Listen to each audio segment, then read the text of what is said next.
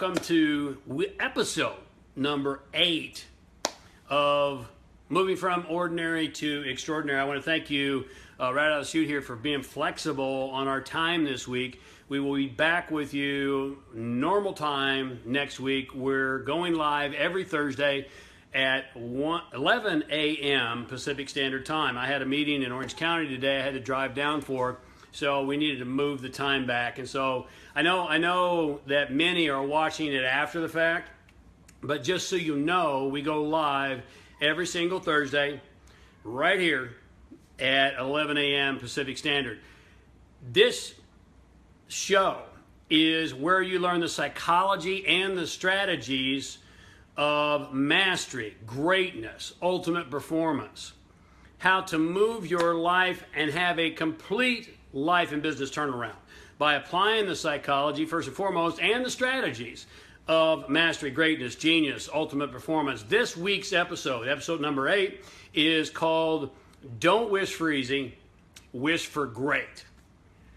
Don't wish for easy, wish for great. I'm going to suggest to you that anything that comes easy to you is not great. Now, I'm a big lover of all things philosophical.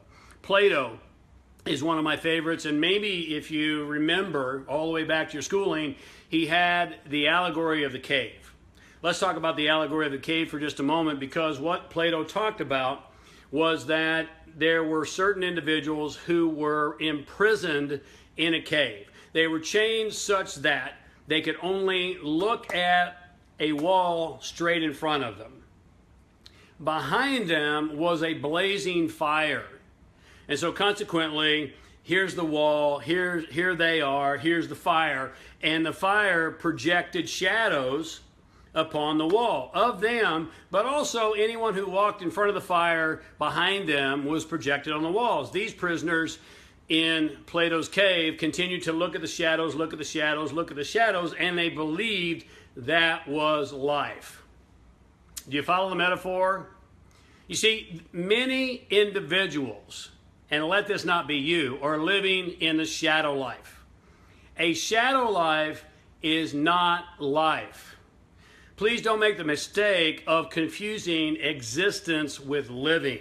Very, very different. A shadow life is not life. These people imprisoned in the cave were in a prison that caused them to view the shadows, which are nothing more than an illusion, as what was really happening. Now, if you follow the metaphor, I was thinking about this. You might know something about my life, and you may be aware that I spent 2 years in a physical prison. It wasn't pretty, and yet there were a lot of things that were really kind of awesome about it. We could talk about those at another time. I remember one day, though, I was laying in my bunk, in my cell, and it came to me that I could go to beautiful places in my mind. I could have coffee with some of the greatest geniuses, some of the greatest minds of history. I could go and experience and do whatever I chose to do in my mind. It was very self-evident to me that while they could hold my body, the bars could not hold my mind. You with me? Now, you see, it also struck me that the vast majority of people, in fact, almost all of us, are in a prison of our own making. And the greatest prison you'll ever be a part of is the prison in your mind. The prison that is self-created, that causes you to limit yourself and to do less than you're capable of, to stay away and to avoid your greatness. There are demons that keep you imprisoned. There are demons that keep you chained. Many more than I could name here, but let me just give you a few. Maybe you're familiar with them. The demon that says, "Thou shalt not pass." Can't pass go, you can't move forward. The demon that says, "I'm not good enough." The demon that says, "I don't have enough education." The demon called, "I'm too young." When I started back on my journey, I had that demon. I had that belief, I'm too young. Not so much anymore. As I get more and more gray hair coming in, I don't have that I'm too young anymore. But there's an I'm too old. demon as well. There's an I'm not good enough. There's an I don't have the right degree. There's a I don't have the skill. There's the demon of I'm not smart enough. You know, I'm not talented enough. I could go on. But you know that these things that imprison you are too legion to even name. Collectively, these demons cause us to not fulfill our destiny. Collectively, I call them the resistance. Are you feeling it? Let me promise you that the greater the intention you have to bring forth something into the universe, the greater resistance you're going to have to deal with. Great intentions, great goals call forth great adversity, great challenges, great resistance. Does that make sense to you? And the resistance, collectively, the demons, if you will, cause us to have this impulse to contract, to pull back. The I'm not good enough, I'm not educated enough, I'm not smart enough. The ones we've already named and many, many more. You see, you've got to be able to break the resistance. Contraction kills your spirit and your soul. You with me? Contraction is not why you're here. The universe has one objective: fuller expression, expansion, and experience. Did you get that? Let me repeat it. If you're taking notes, I hope that you are. The universe has one objective: fuller expansion, expression, and experience. It is not about contraction. It's about expansion. It's time for you to expand. It's time for you to break the resistance. It's time for you to bring your greatness to the world. And it's not going to be easy. I promise you that. Nothing great ever came easy. Easy is the candy that's being, fed to the mediocre masses. Nothing great ever came easy. And now, some want to argue with me on this. Some want to say, oh, you just got to live in the flow, and you just got to focus, and you got to relax. And, I believe in all those things. I really believe in getting into flow. I believe, if you watch some of our previous episodes, and trusting in an unseen power working through you. And I will promise you, that's the most difficult thing you'll ever do. Why? Because of your conditioning. You've got to deal with the demons. And the demons, our job is to keep you back. Now, last week, we discussed a couple of great examples of greatness. If you didn't catch last week's episode, or if you've missed any of our episodes, remember this is episode number 8. So depending upon how many you've seen, you've maybe missed a few. You can scroll here, through my Facebook feed on my wall, or easily enough, you can go to jamesray.com/live-cast, and we post them all right there for you for easy access. But we talked last week about Disney and Stallone, and how they were committed to greatness, and the sacrifices and the price that they were willing to pay. Let me tell you about another one. Henry Fonda. The great actor Henry Fonda. Do you know that Henry Fonda, when he was 75 years of age, was still throwing up every single time before he went on stage? Henry Fonda. And he went on anyway. You might say, well, gosh, after so many years, wouldn't he get past that? Principle number 1. Put this in your notes. You never kill the demon. Now, this is contrary to what a lot of people will tell you, but I can promise you, you never get rid of the demon. You've got to put the demon to work for you. You follow me? You never kill the demon. The demon's always going to be there. What you've got to become a master of is transmutation. This is true alchemy. It's turning fear into fuel. It's turning anxiety into audacity or audaciousness, right? It's turning doubt into determination. You're not going to get rid of fear, anxiety, and doubt. Those are part of the human experience. Does that make sense to you? Anyone who talks about fearless living is not being honest with you. Because everybody has fear. And by the way, you want fear. You want fear. Because, if there's a semi-truck barreling down on you and you're standing in the middle of the road, if you don't have fear to get you out of the way, to motivate you and motor you forward, you're not going to experience much for very, very long. So the demon never goes away. I hope you get that. You know, I was watching recently a documentary, and there's a speaker, teacher, and they asked him the question, do you still get nervous when you go on stage? And he said, no, I don't get nervous. Now, there might be more to it than that, but I can promise you that, you know, after all these years of going on stage, after all these years of doing these presentations, even up to today, right here and now, doing, you know, from ordinary to extraordinary, I wouldn't call it nervous because, you know, the language that we choose determine our experience, but I call it getting keyed up. You know, people who know me, you know, see me prior to, and I'm getting my game face on. I'm getting my head together. I need to step away for a moment. I need to get in my quiet space. I need to concentrate because I get keyed up after all these years. And, you know, my personal belief is when the day comes that I don't get keyed up, it tells me I don't care anymore. And so, you know, the demon never goes away. What once was maybe stage fright for me or fear has now been transmuted into keyed up, and I use it as fuel to do my very best job.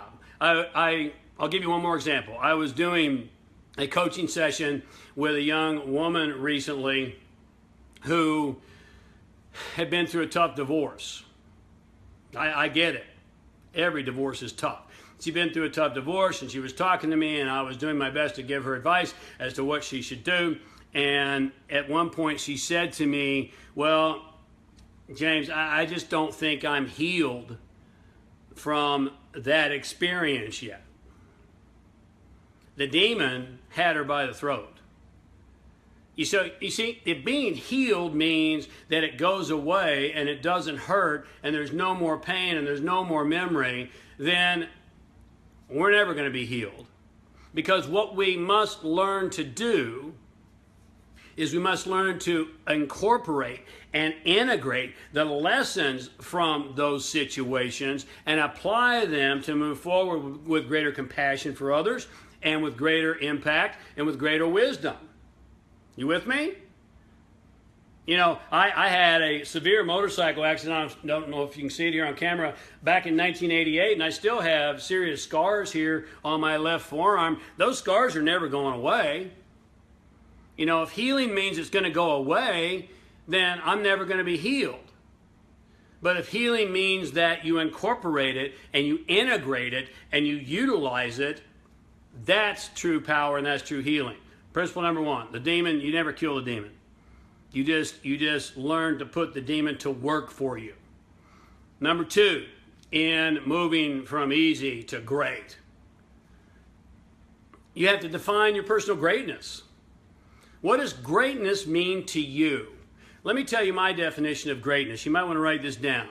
True greatness is achieving what you choose to achieve in the area you choose to achieve it and doing it with a level of mastery. That's greatness. You get that?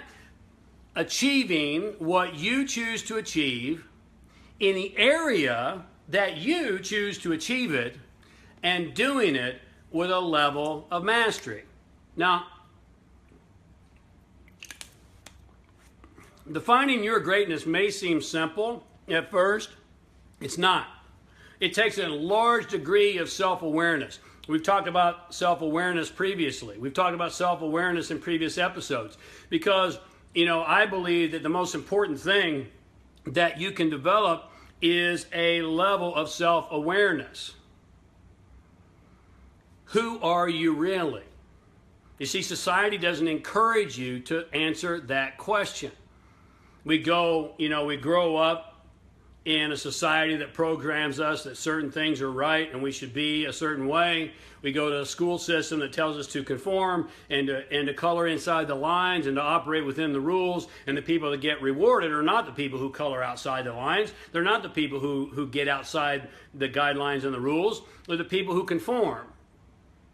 Then we're told to go to a good school and get a good job and look at where the market's headed and look at where the money is and, et cetera, et cetera. And we get, into our 20s, 30s, 40s, 50s, and we realize we're living someone else's life. You see, this is why you need a coach. Two reasons already we've talked about is that you've got to learn to observe your own demons. You've got to learn how to put them to work for you. And even a coach needs a coach. The story I told you of the coaching session I did with a young lady who went through a divorce, she was a coach. Even a coach needs a coach because it's very difficult, if not next to impossible, to take an objective view of your own stuff. Right? It's also very difficult, if not impossible, to take an objective view after years and years of programming, if you're at least in your 20s or 30s here today, to really have a degree of self-awareness and to know what your true greatness is. Not what society tells you is greatness, not pursuing what society tells you you should pursue, not holding in high regard and high value the things that society has programmed you into. You know, I deal with people every single day, and research proves to us that 71% of the people surveyed are unhappy.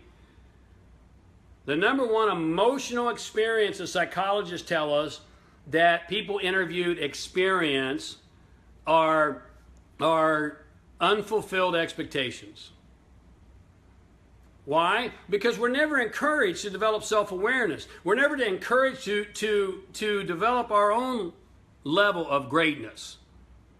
You with me on this? I call this beginning at the beginning, going all the way back to our childhood in our mind, because no bars can hold your mind, and asking ourselves some really serious questions about what did I come in with? What are my gifts? What have I always been attracted to? What am I naturally good at? That's what brings fulfillment. That's what brings fulfillment. So number one, you never kill the demons. You have to put them to work for you. You need help.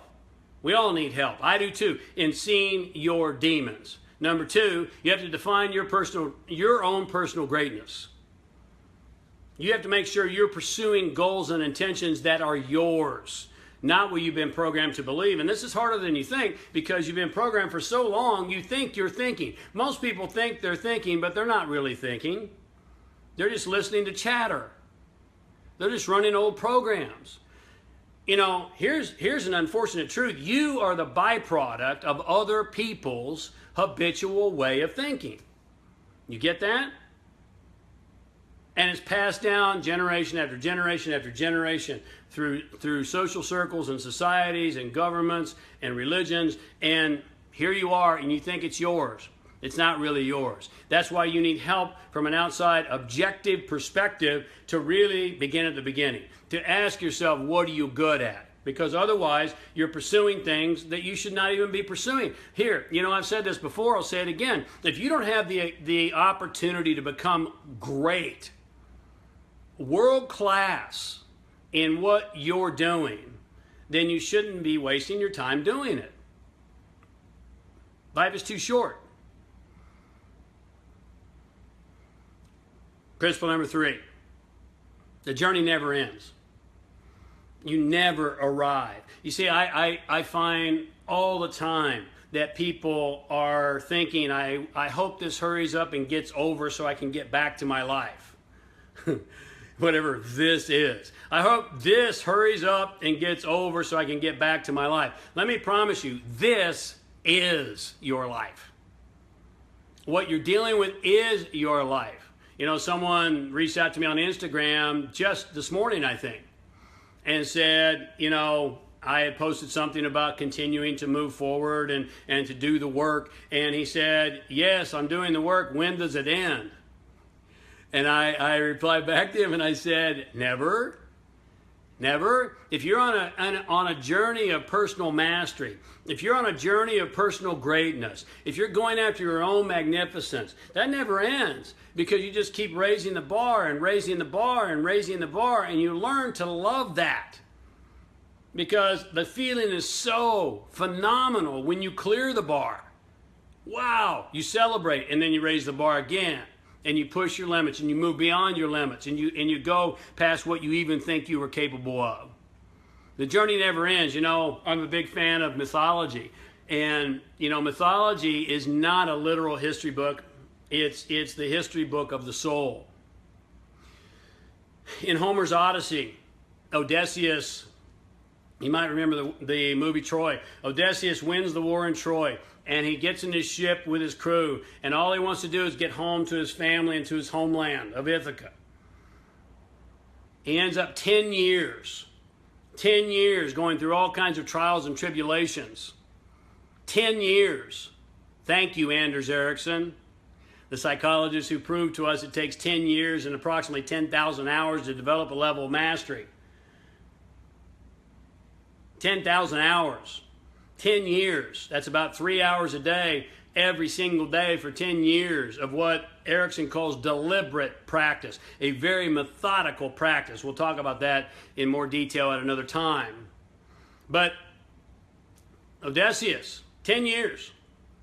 And he goes through all these trials and tribulations, and he meets the Lotus Eaters, and he fights the Cyclops, and he deals with the winds, and he deals with the weather, and all these kinds of things. And he finally is at a point where he can see Ithaca in the distance. And he's tired. He's exhausted. You ever felt that way? I have. He's beat. He's been through so many battles, and he won the victory at Troy, and you know, that was tough enough, and then he just wants to get home and rest. And so he can see Ithaca in the distance, and he thinks, hey, we're almost home. I'm finally going to kick back and take a nap. And he took a nap, he laid down to rest, and his crew, overcome with greed, pulled out the bag that the Lord of the Winds had given to him, thinking it was full of gold. And they opened it up and released all the winds, and the winds blew them further out to sea than they had ever been prior. Let that sink in for a minute. The point? The journey never ends. You know, one of my heroes, Leonardo da Vinci, ostinato rigore was his mantra. I've adopted that. Ostinato rigore, which translates as stubborn, relentless practice, tenacious work. Ostinato rigore. The journey never ends. You're not meant to get fat, to get lazy, to get, on easy street.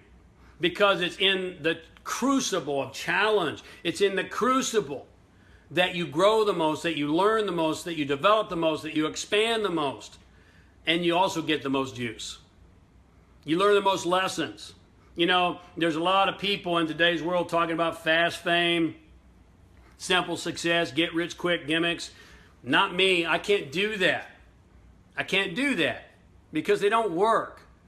They just don't work. You know, if you're one of those people who's chasing unicorns and rainbows, God bless you. I really mean that. God bless you. And if you want something fast and easy, God bless you. I can't help you. As much as I'd love to help you, I just can't. Because those things don't work. You know, as grateful as I am to be a part of The Secret, maybe you remember me from The Secret. You know, it's been 6-7 years now at least. And by the way, we rebooted The Secret and the Law of Attraction in one of our previous episodes. You can go back and find it and watch it if you haven't seen it, or you can go to jamesray.com/live-cast and check it out. You know, I'm eternally grateful to The Secret because it exposed me to maybe you and many individuals all around the world. And yet, you know, the unfortunate truth about The Secret is that many people, many romantics, viewed that, watched that, and thought all they had to do was visualize and do nothing. You know, let me promise you this: if you haven't figured it out yet, that doesn't work. That doesn't work. You know, if you sit around visualizing, meditating all day long, they'll come take your furniture away. and then where are you going to meditate? You know, you're going to end up meditating on the curb. You got to do the work. You got to do the work. The journey never ends. So how do you move from easy and move towards great? you realize that the greatest battle we ever fight is the internal battle. The demons in the world are your own demons. They're your own resistance, I call them collectively. They're causing you to contract, to pull away from your divine heritage and your greatness. You see, there's a seed of greatness born within you. You were born into greatness. You've been conditioned into mediocrity. You learn how to put those demons to work for you. Not kill them, not get rid of them. They're part of the human experience, but to channel them and to utilize them. Number two, you recognize that you've got to define your own personal greatness, self-awareness, who you are, what you're here to accomplish. You see, when you get on the path of doing what you're here to do, your chances of becoming masterful, your chances of doing something more magnificent, your chances of doing something more meaningful are exponentially accelerated. Does that make sense to you? And then number three, you realize it doesn't end. You never arrive. You never arrive. And by the way, you don't want to arrive, As much as you think sometimes you'd like to arrive, what do you do if you arrive and you're on easy street and you're kicking back and everything? There's no challenges, there's no growth, there's no more hills to take. What do you do? That's boring. It's boring. That's not life, that's existing. Become great. Commit to your own greatness. Be willing to do the work. Be willing to stand apart and be unique. I want to thank you for being here today. For those of you who share this with your friends and family, you are making a difference in the world. If you know someone who needs to hear this, share it with them, please. I appreciate that. And when you do that, you too are bringing greatness to other people. I can help you. There's a link here probably above my head somewhere that you can click, and I've got a brand new Living on Purpose questionnaire which helps you figure out who you are, answer 10 questions about your life currently, where you are, and more importantly, give you some direction of where you want to go. It's my free gift to you. Download the worksheet, click the link, it's free, and I hope I've given you some things to think about. So now it's time for you to get out and get busy. Thanks so much for being here. Post your questions and comments below. I'll get back and get to them as much as I can until we speak again. As always, stay awake, love life, and be epic.